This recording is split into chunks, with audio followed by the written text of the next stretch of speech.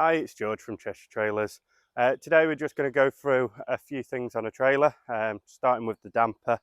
The damper can give many symptoms when it's gone.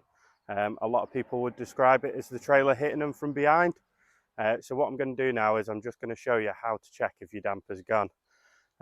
So the best way to do it is if you lift the handbrake up so the trailer doesn't move and all the braking pressure is off the damper, and then push the damper in. It'll be very hard to do and it should go in nice and slowly, and then it should also return slowly.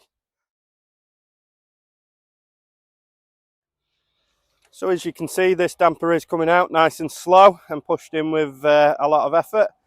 So this damper is ready for the road and good to go. So if you guys have any damper problems or any other trailer problems, please give the guys at Cheshire Trailers a ring and they'll get you sorted out.